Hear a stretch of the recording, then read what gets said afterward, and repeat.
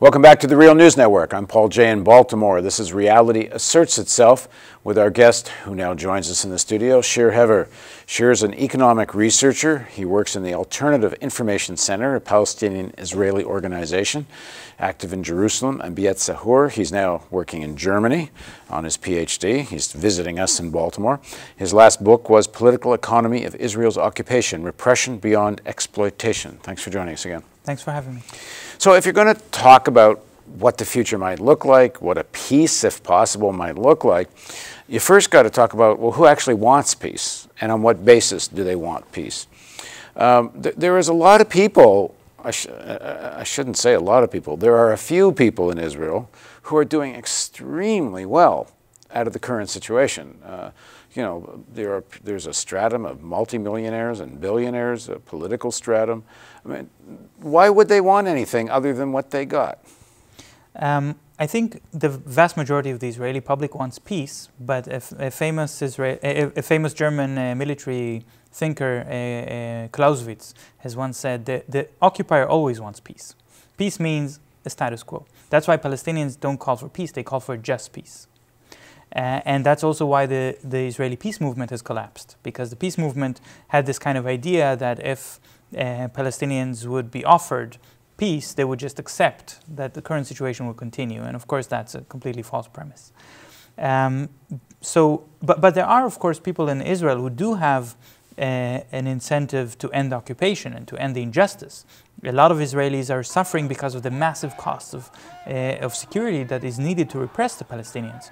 I would say the majority of Israelis are losing in their standard of living because of this continued repression of Palestinians, because of the continued conflict.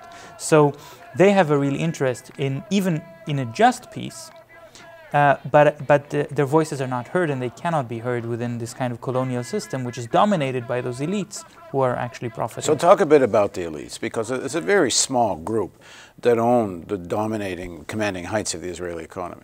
Yeah, and I would say the major forces that push Israel in this direction of continued conflict and continued occupation are actually outside of Israel.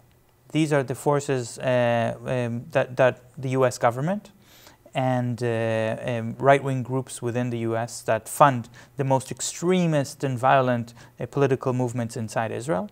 Sheldon Adelson in the U.S. Has opened up a free newspaper in Israel in order to make sure that Netanyahu keeps winning the elections, with a massive investment that no one on the other side can match. So that sort of support makes sure that the hawks continue to dominate the economy. Sure, continue to dominate the political structure. Sure, there are also Israeli security companies, military companies that are very powerful and very influential. In fact, there was a meeting in 2011 of 80 of Israel's biggest capitalists, but not from the security sector, which said, if Israel will continue on this path, we're going to get to the situation in South Africa. We're going to be boycotted by the world. We have to do something. They had this emergency meeting, but they couldn't actually do something. It shows that even capital has its limits. They couldn't find a way to convince the government to act differently because there's just no historical precedent for that. There is no historical precedent of a colonial power which just stops in its tracks and says, this is wrong, we should allow these people freedom and equality. So would you say that if outside of the security, military, industrial complex, if you will, the rest of the majority of big capital would actually like to see a resolution of this? Yes, yes, and they've tried a couple of times to fund their own candidates for prime minister and spend a lot of money on that. The public didn't vote for these candidates. The public wants a strong leader that can say, a sort of security person who can say, I will be a representative of your national pride, I will make sure Israel is safe, I will fight Iran, and so on. And when somebody says, if we end the occupation, it's actually good for the economy, this sort of argument doesn't get. But if their heart was really in it, they being these other big capitalists. I mean, they could match Sheldon Adelson, and they could have their own TV stations and their own newspapers. I mean, they could really go at it. Is their heart really in it? I mean, they're doing so well the way things are. I think they estimate that if they do that, people will not see that, won't watch that television or not read that newspaper, and they're right. Because people don't like to read that they're in the wrong, and that things have to change, and that political power has to be shared. They don't want to read that. All right, so if you had a platform in Israel, and I think it's pretty difficult for you to have one, and given the state of the mass media in most of the West, it's hard to get any kind of platform, and you're always welcome here, of course. But what is a model that if you could even think 10, 20, 30 years out, if you were going to try to create a model that would be one sellable, not just. Yeah. I mean, you can imagine a just model, which is pretty straightforward. It's a democratic, single, secular state, and everybody gets to vote, and you know, a modern country. But right now, that's not a sellable proposition. So some people, like just as an example, some people have talked a possible federated state, where you have a province or state within a federation, which is primarily Jewish. Hebrew would be the language. You would have another state which is primarily Arabic as the primary language, and so on, or some configuration. Have you thought? You must have thought about this. What might be possible?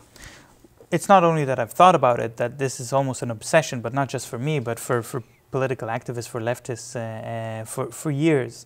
But I want to answer you in two parts. The first part, I have to say, again, I have to be very sensitive to my own position of privilege. Being an Israeli Jew and saying, well, this is the solution, is not going to work, and it shouldn't be. It shouldn't work. Palestinians should not get their solution from some Israeli. They have to come up with their own platform for political change, and therefore I have to be very careful in how I answer that sort of question. Having said that, let me tell you what voices I hear from my Palestinian friends about what they're saying.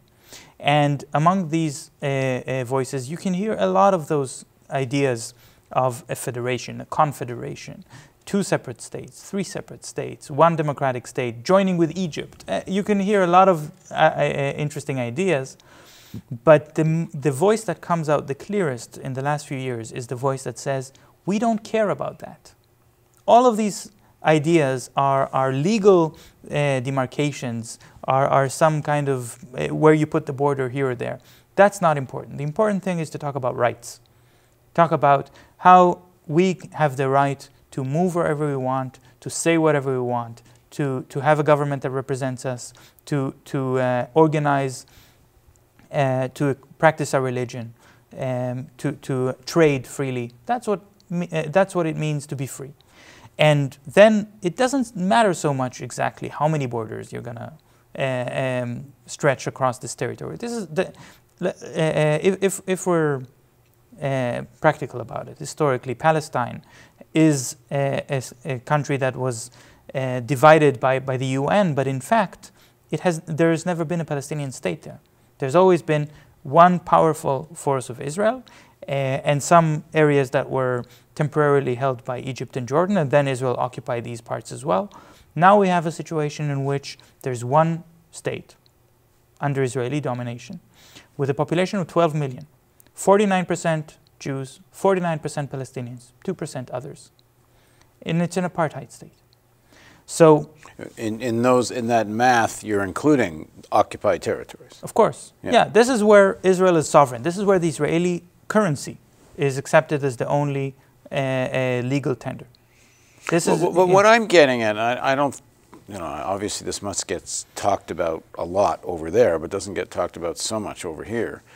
I mean, if there's going to be rights, there's going to have to be at some point some kind of buy-in by enough Israeli Jews to go along with this. I mean, unless you think there's going to be some military defeat of the Israeli state, and it's hard to imagine that right now, even if the American policy was to significantly shift, you still have a mass of Jewish Israeli public opinion that is where it is. I mean, it's in not a very good place.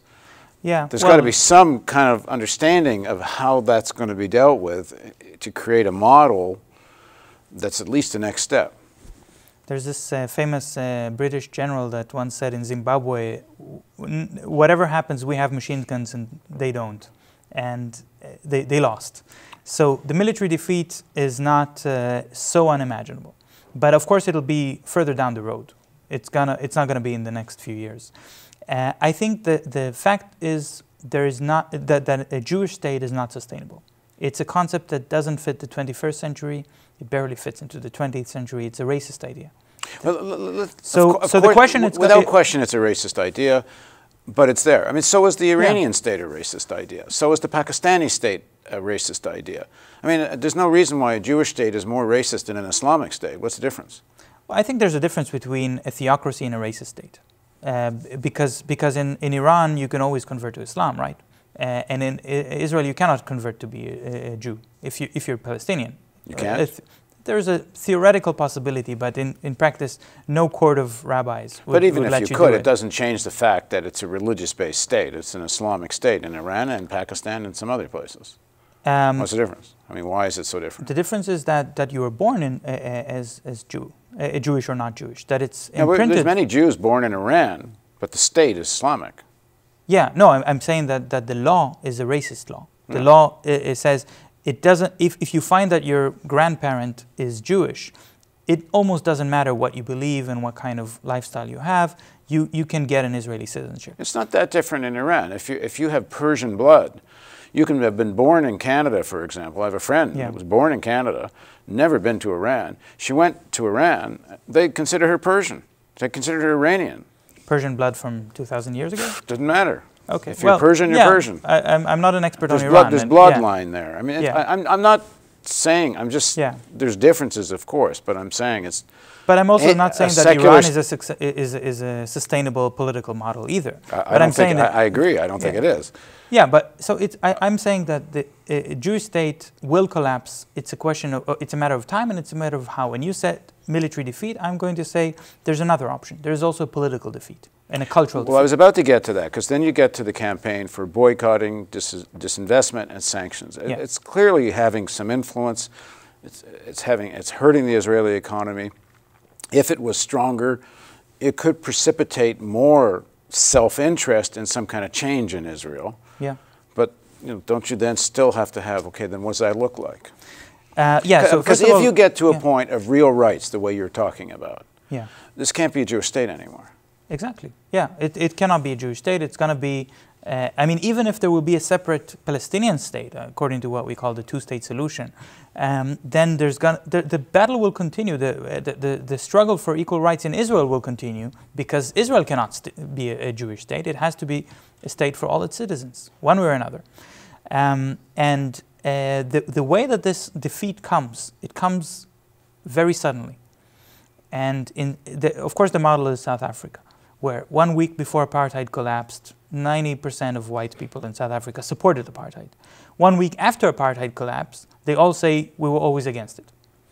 And the Israeli Minister of Justice, Tzipi Livni, just said a couple of weeks ago, in response to the BDS movement, she said, I went to South Africa and spoke to some Jewish people there about their experiences from this era of the fall of apartheid. And the main thing they told me is it came unexpectedly, it came suddenly. There's a moment in which you lose courage, you lose your faith that you can continue to repress other people forever. And that moment may not be as far as we believe. I'm hopeful. I think you would, personally, you'd have to see some pretty serious revolutions in the Arab world, which is not out of the question. But if Israel was then looking at revolutionary, progressive governments actually willing to do more than lip service in support of the Palestinians, that might change the equation. But right now, I can't see it. With the current Arab regimes, Israel does not have much to fear. Well, I think the fact that Israel doesn't have much to fear from external forces actually makes it easier for the Israeli public to realize that you cannot distract from the main question about what kind of apartheid regime you have inside. As long as there's a big enemy, that's what Netanyahu always tries to do. He says the problem is Iran, so let's not talk about what's happening here. Yeah, an age-old practice. If and in my mind, it's only a question of when, the world heads back into a massive economic crisis triggered either by finance or something else, how would that affect the politics in Israel if you started getting unemployment of 15, 20, 25%, 1930s style economic consequences? Well, I think it's not a question about how deep the crisis is. It's a question about how it is perceived. Economics is not like physics.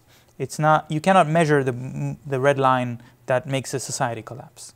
It's all about how people think about the situation. So as long as people, I mean, there was the Arab boycott against Israel for many years, and it only started to fall apart with the Oslo negotiations. And the Arab boycott, in many ways, was much more comprehensive and effective than BDS. But it was not perceived in Israel as a real problem because it was seen as a sort of incentive for Israel to invent itself and get their goods elsewhere.